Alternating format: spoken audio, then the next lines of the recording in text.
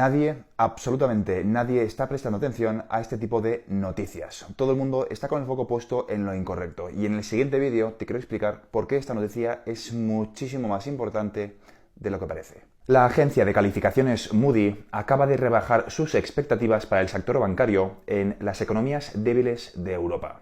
El problema no está en el hecho en sí, sino en lo que ellos consideran economías débiles, que habitualmente no han sido economías débiles, han sido los motores de Europa. Y es que estas economías débiles, según Moody's, son Alemania, Francia, Reino Unido, Suecia, Bélgica y Noruega. Y su perspectiva ha cambiado de neutro a negativa. Estas son las noticias a las que hay que prestar atención porque parece que de nuevo se repite lo que ocurrió en el año 2008, solo que esta vez el problema es muchísimo más grande. Es buen momento para recordar que la calificación crediticia de Estados Unidos también fue rebajada de AAA a una categoría inferior.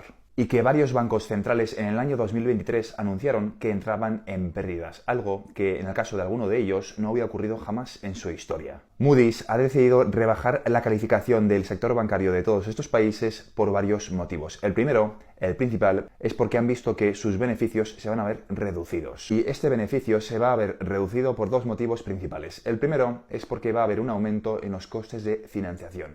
Y el segundo es porque está aumentando el impago de los créditos. Y todo esto ocurre de forma simultánea a el hecho irrelevante, estoy siendo irónico, es bastante relevante, de que la Reserva Federal ha decidido frenar la liquidez que estaba proveyendo a los bancos regionales y que comenzó en marzo de 2023, cuando estalló la crisis de los bancos regionales. Es importante recordar que no sabemos para qué utilizaban estos bancos la liquidez, porque si lo utilizaban para sus gastos operativos, ahora se van a encontrar con un grave problema. Por un lado, si utilizaban esta liquidez para sus gastos operativos, no van a tener liquidez ahora en marzo de 2024 para seguir con sus operaciones cotidianas. Y a eso hay que añadirle otro problema, y es que tienen que devolver los créditos de esta institución. Todo el mundo se pensaba cuando hablaban del 11 de marzo que la crisis iba a impactar ese mismo día, pero esto no es así. Es como una especie de bola de nieve que va aumentando con el paso de los días, las semanas y los meses. ¿Por qué?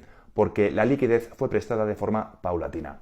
La primera semana se prestó una cantidad, la segunda semana se prestó una cantidad superior y así sucesivamente con las siguientes semanas. Solamente el primer mes del mes de marzo de 2023 se prestaron en total 79.000 millones de dólares que van a vencer este mes. Luego, ¿de dónde va a salir toda esta liquidez? Los problemas del sistema financiero son siempre los mismos. Liquidez, liquidez y liquidez. Y tienes que preguntarte cómo el sistema financiero tradicional va a solucionar estos problemas. Los reguladores lo tienen muy claro. Las instituciones encargadas de velar por la estabilidad financiera han avisado desde hace muchísimos años de los problemas actuales del sistema financiero y han creado grupos de trabajo para prepararse ante esta situación. Un eventual escenario en el cual el sistema financiero se enfrente a una crisis de liquidez masiva. Como siempre digo, creas un problema y presentas la solución. Ellos, mejor que nadie, son muy conscientes de cuáles son las flaquezas del actual sistema financiero y saben que para mantener la confianza del público necesitan de antemano prever una solución para que no cunda el pánico entre la población.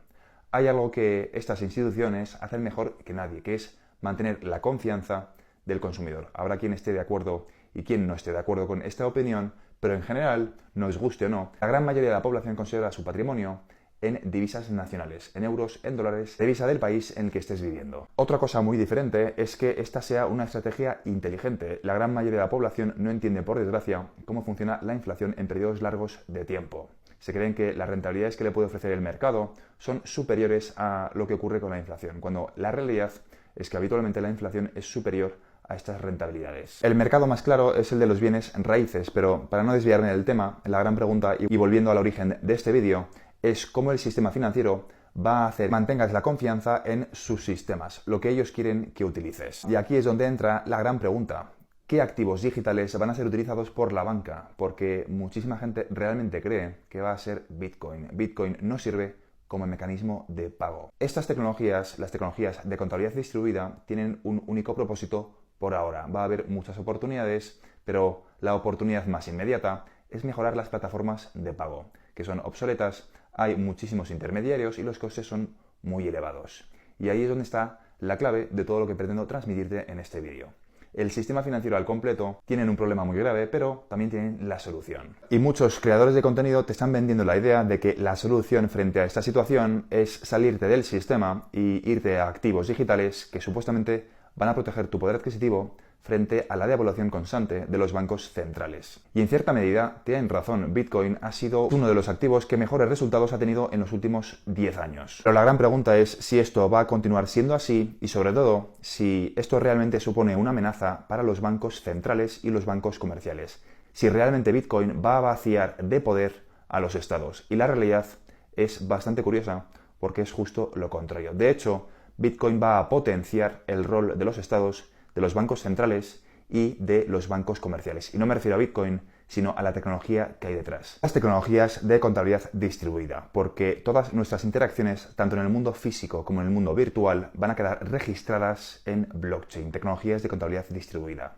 Tu identidad digital, tus interacciones en el metaverso y cualquier interacción que hagas con tu teléfono móvil va a quedar registrada en este tipo de tecnologías que están literalmente transformando el mundo mientras ves este vídeo. Quiero ponerte un ejemplo de por qué quizá no sea buen momento para entrar en Bitcoin.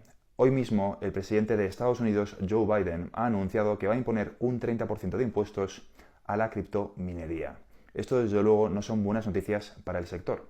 Han decidido que lo van a hacer de forma escalonada. Un 10% el primer año, un 20% el segundo año y un 30% el tercer año. Todo esto a partir de 2025.